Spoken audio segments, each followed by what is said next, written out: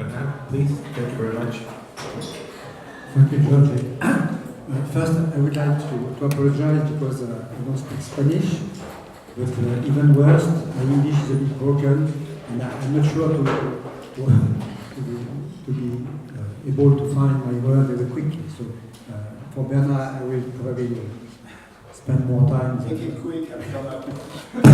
Well, I am Emeritus Professor. That doesn't mean that I am a very, very good professor, but only that I'm retired and gone working. And I had a long experience in storm water management, and I will try to share some pieces of this experience with you. More precisely, my presentation is based on 3 works, I can call that. The first one is an international report we wrote with Jerry Masalek more than 10 years ago, but I think that it's always things which are in this report are always true for International Water Association. And I think it's interesting because it's a report based on 19 contributions coming from 19 different countries, big ones, little ones, poor ones, developed ones, dry countries, countries receiving a lot of water. And I think that it's interesting to share all these experiences together and to see what is common in all countries.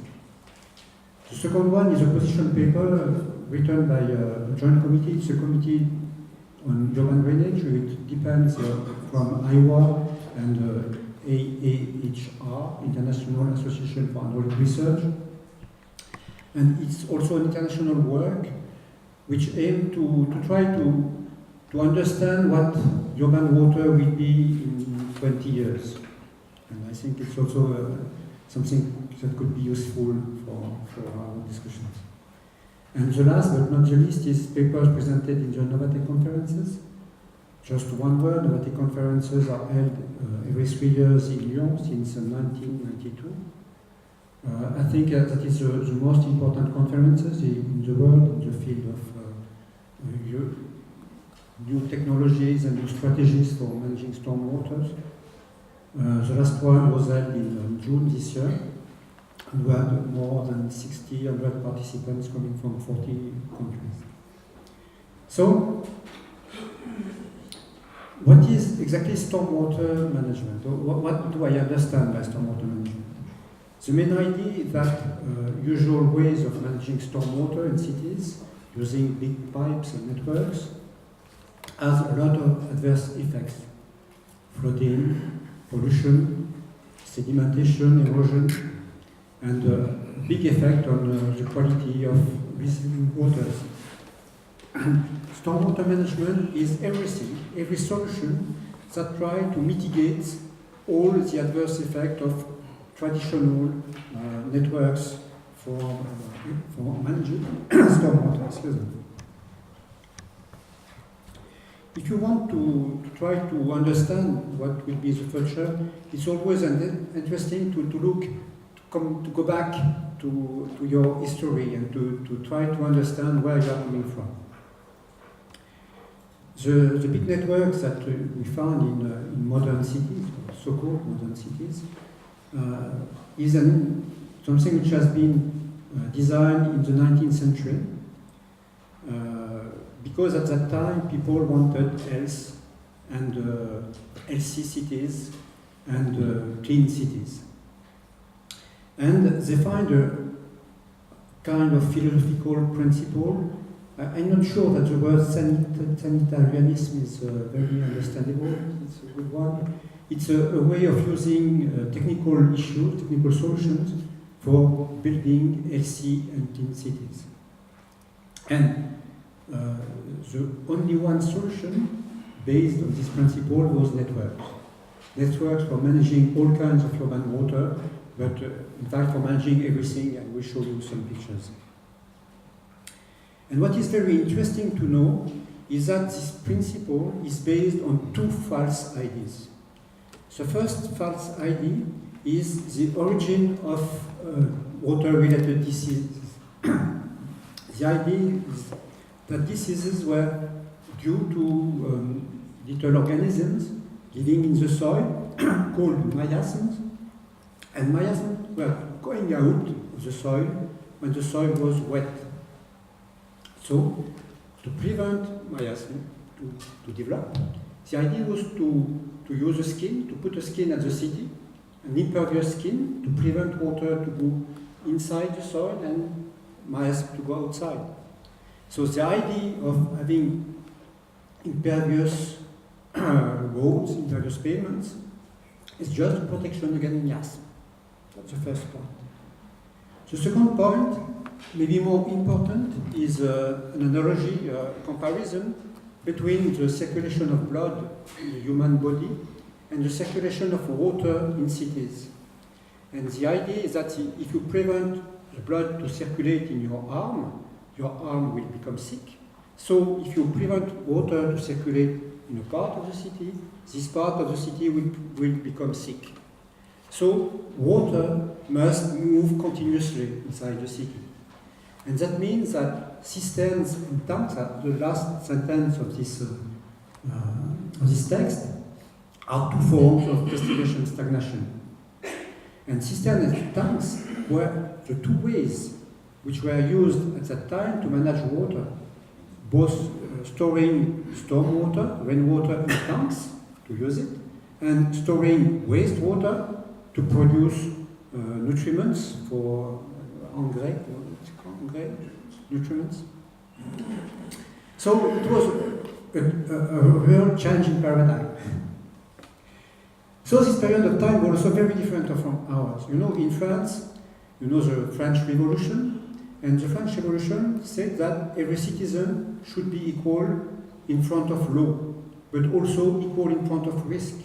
And to be sure that everybody is equal in front of risk, the simplest idea is to make everybody drink the same water coming from the same network. That's very important in the way of thinking of people at that time. It was also, for French people, the time of Jules Verne. You know, science and techniques was supposed to be able to solve any problem.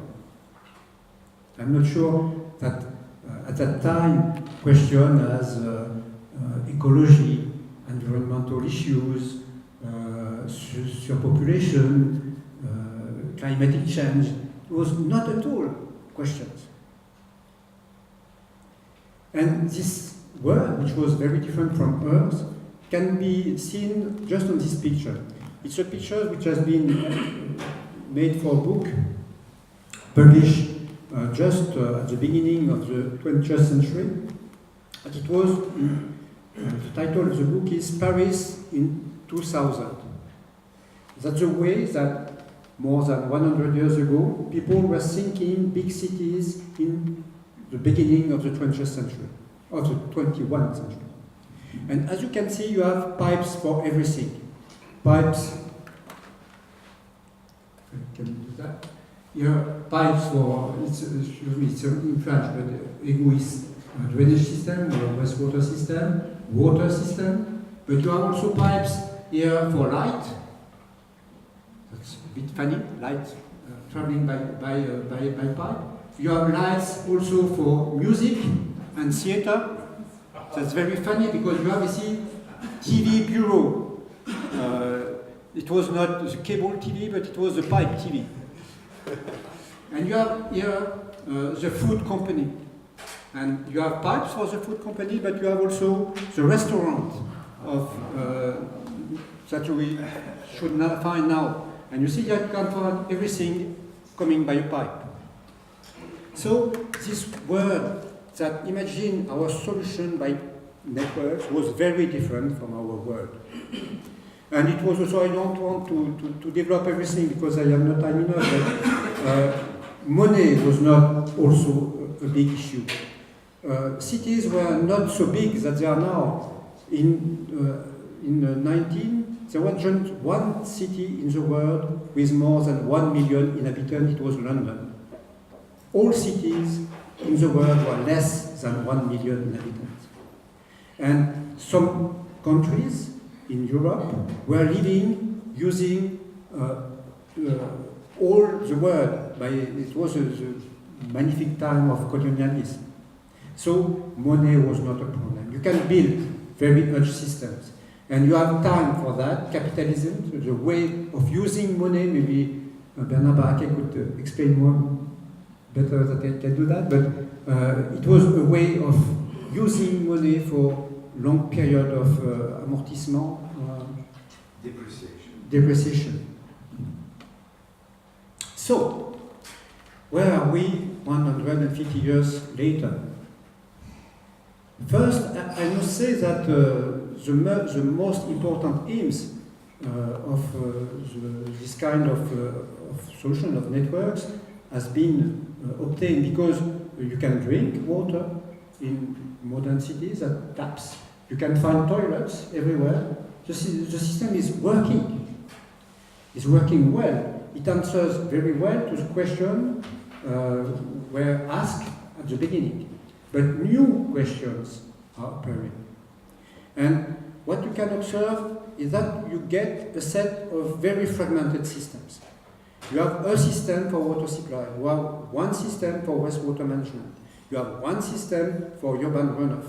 And when I call one system, it's one technical system, but one system for funding, one system for managing. Everything is fragmented. And all these systems are working together, but without any general plan. And the question is, do these systems function as well as we wish? First, the system is very complicated. You have pipes everywhere under cities, under the street. And very often, you even don't know where they are.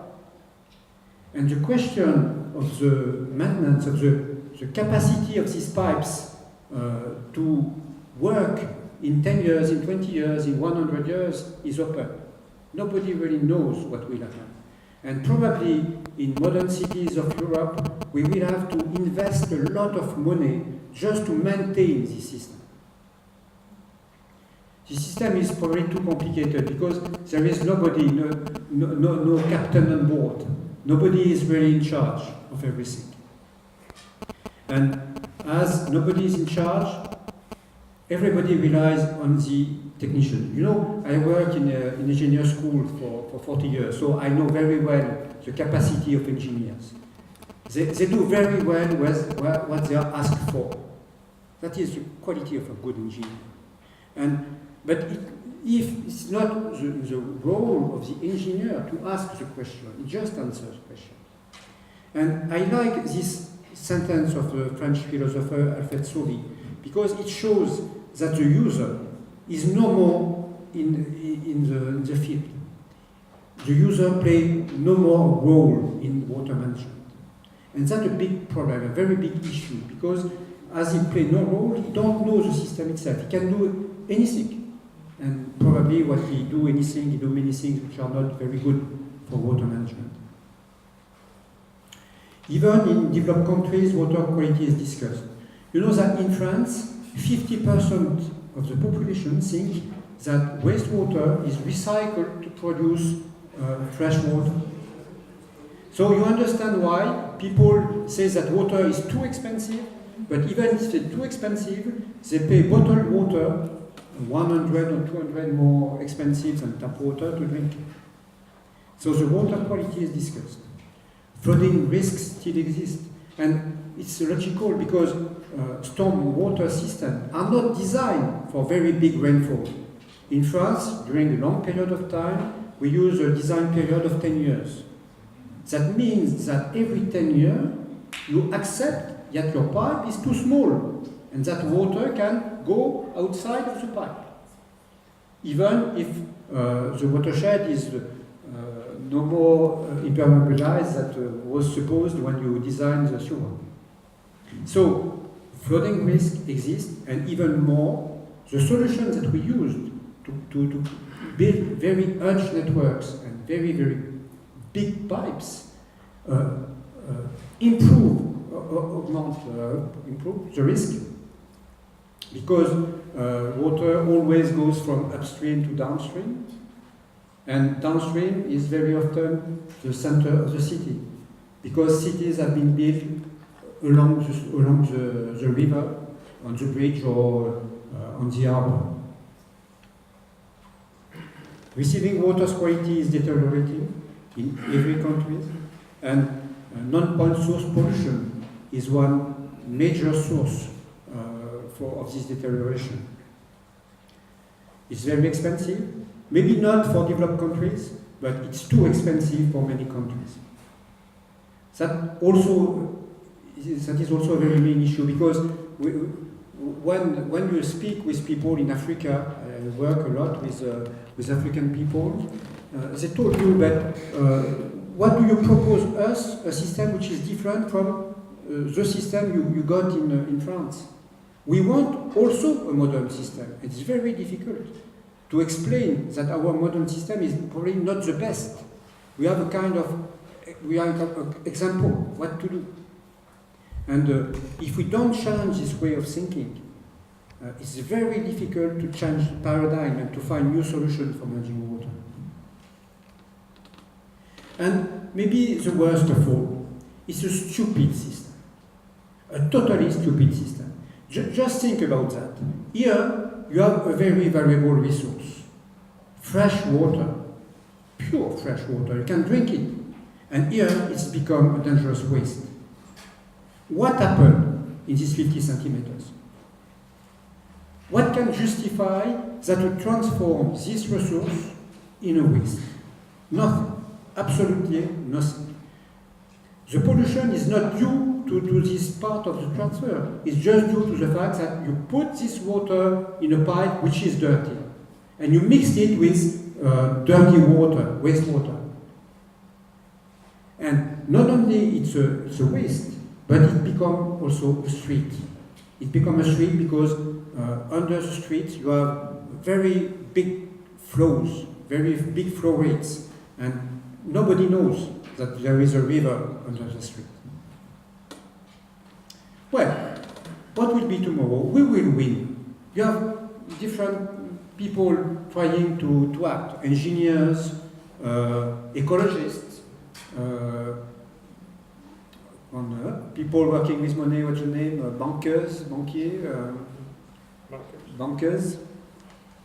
So, who will be the boss?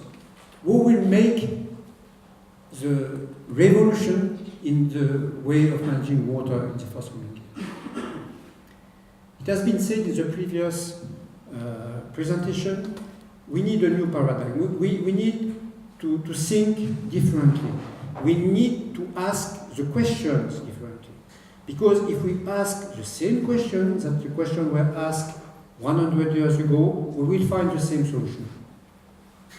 So we need to change our way of thinking. And just, you can try to resolve this riddle. What is the sign that should be added for the equality to be exact?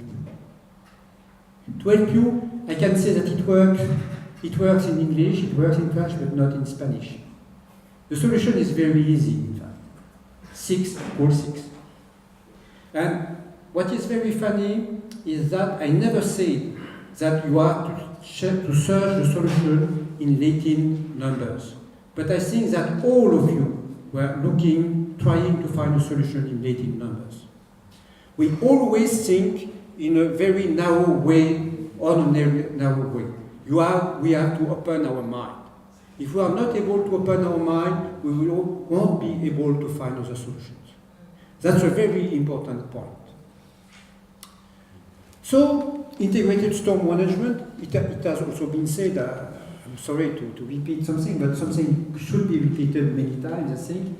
The most, I think, that the idea, the objective is to mitigate the impact of urbanization, that's obvious, but the way is to try to integrate all approaches, to stop thinking drinking water differently from storm water management.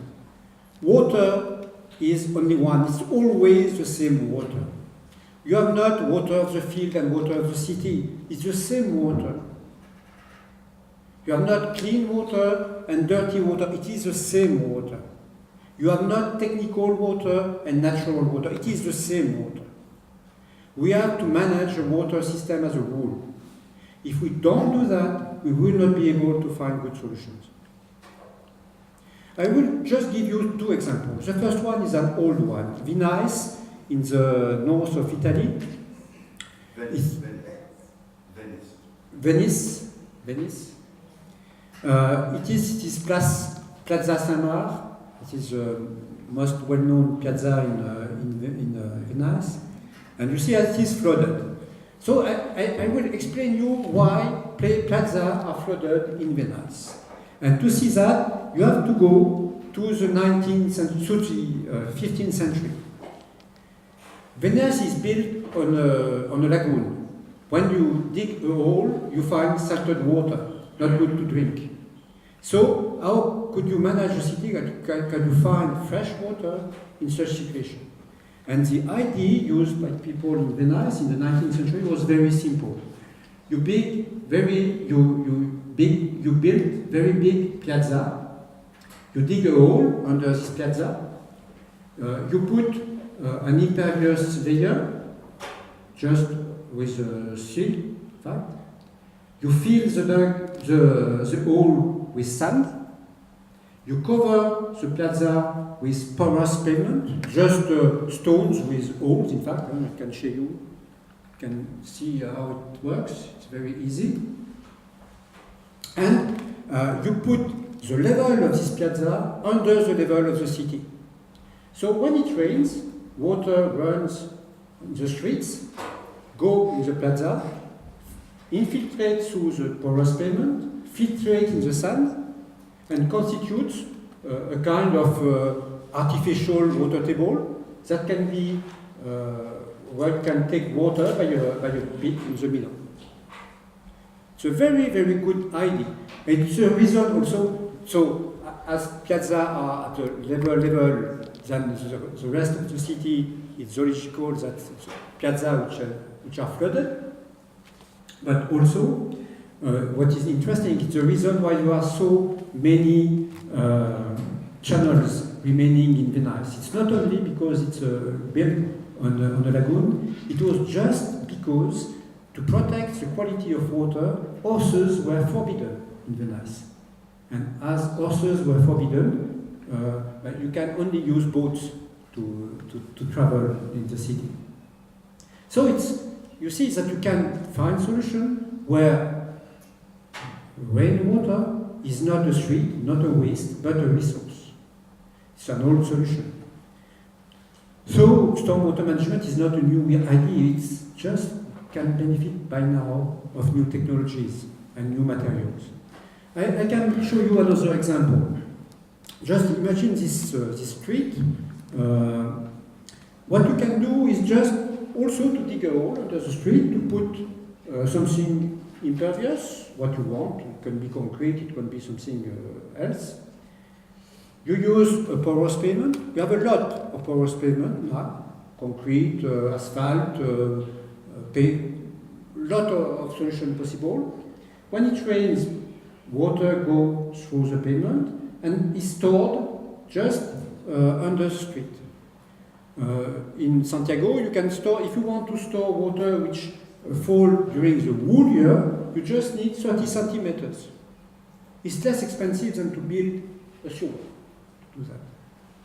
And what you can do is to use this water for a new use. It's just a suggestion, because many people speak of climate change. I'm not sure that it's going we are going to get more stronger rainfalls, or I don't know what will happen for rainfall, but I am sure one thing: summers will be hotter than they are by now.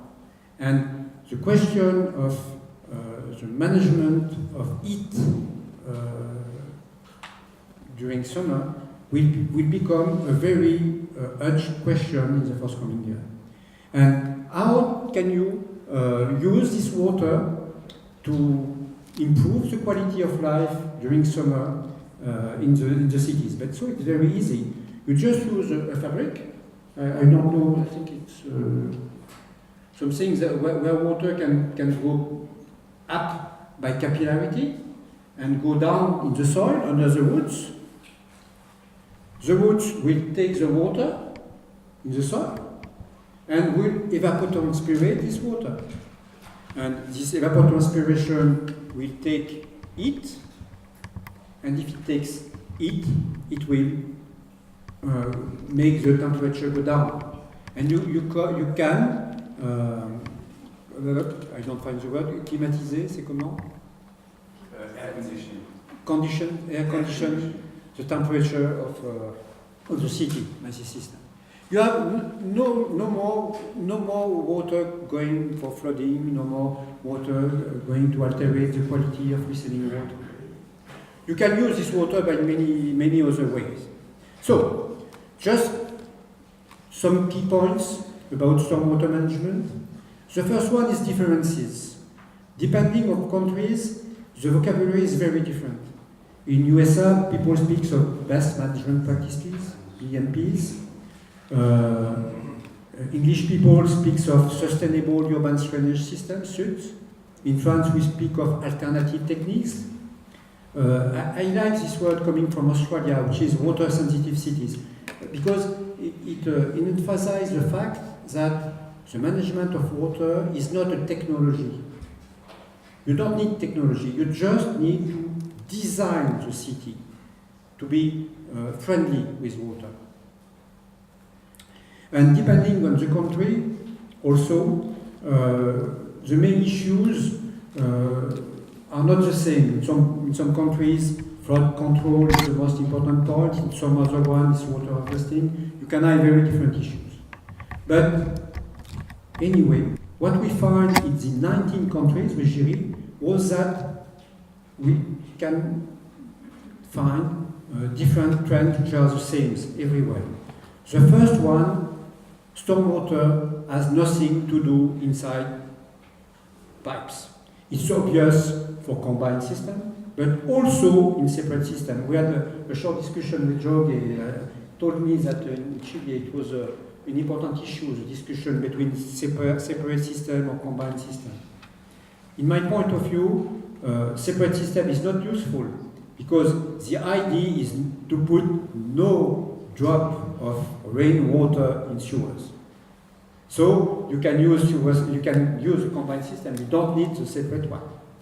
Just could be a piece of discussion for. Stormwater can be harvested and wastewater can be reused. They are not as they are being used, but they are always useful. You have to change the modes of ownership and operation of stormwater systems. So you have to build stormwater utilities that can be public or private. That's not a very important point, but with specific fees. You have to charge fees for services. That is very important. People must pay if they produce stormwater and if they produce pollution, if they pollute stormwater. And people must be helped if they do something against that. That is a very important point which has been said by all countries. We have to face a future which is very unclear. Nobody knows what will happen tomorrow. I don't know if it's going to rain more or rain less. I don't know if we are going to get more often very strong rainfall. It's possible, but it's not sure. But I know one thing, that is the rainfall system, the rainfall regime, will not be the same in 10 years, in 20 years, in 30 years, in 50 years as it is now. And the system that you build today should work in 10 years, in 20 years, in 50 years. You can't afford to pay another system every 10 years. It's not possible. So you have to build adaptive urban water systems. That is probably the most important criteria in the choice of your system. And the last point, which is also important, that we have in many cities existing systems, and they must be maintained. Obviously, pipe system exists and give a service, and this pipe system must be maintained. So, just in terms of conclusion, 6 points to emphasize. You have to change the way of thinking drainage question. It could be think in an sensitive and sustainable way. You have to control water at the source, or as close as the source as possible. The drop is not dangerous when she's alone, the drop of water, but it begins dangerous when you have a lot of drops together. Network pipe is not the only one solution. It could be a solution, but it's not the only one. You can find a lot of other ideas. I will show you some pictures, ponds, wetlands, and so on. You have to build dedicated agency, finance with specific fees if you want to do something useful. We have to make progresses. That's a good point for researcher. We have to make research, and probably very integrated researchers, not only technical but also social, the links between techniques and the city development, the role of users. That's a lot of points on which we have to work. And you have to involve people, users. That's a very important point. You know, in France, we have the experience of waste management. Since maybe 10 years, cities ask people to manage their wastes and to trier. Comment on dit trier? Trier. To sort out the different kinds of waste. What can be recycled, what cannot be recycled, and so on. And people don't do that because they are used with the fact that technicians are in charge. So we have to say to people, to users, you have to be in charge of your own water. You are responsible for your water. So just to finish some example, that is an infiltration basin in France. The idea is to show that water could be there, but it's a nice place, and it's a nice piazza, and the price of this of the investment was half of the price of the classical one by sewer system. An old one, it's a subway station in the subway in the west part of Paris. It's a detention pond. Swales.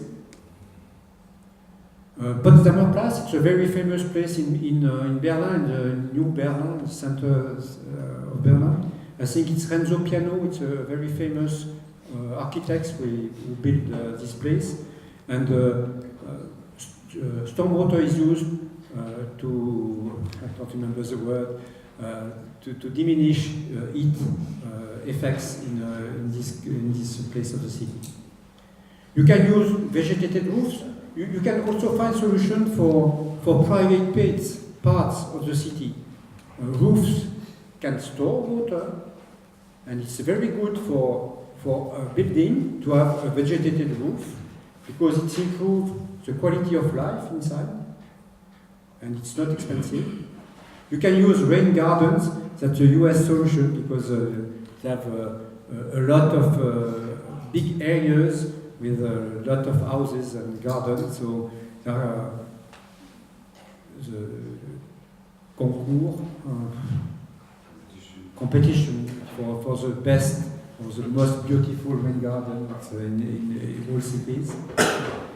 But remember, you have to think differently. Just my last question, is it possible to rely these 9 spots with just 4 lines without moving the pen? You would say it's impossible, but in fact it needs 5. But in fact it's possible. You just have to surpass the current limits. So surpass your current limits and you will find good solutions. Thank you for attention.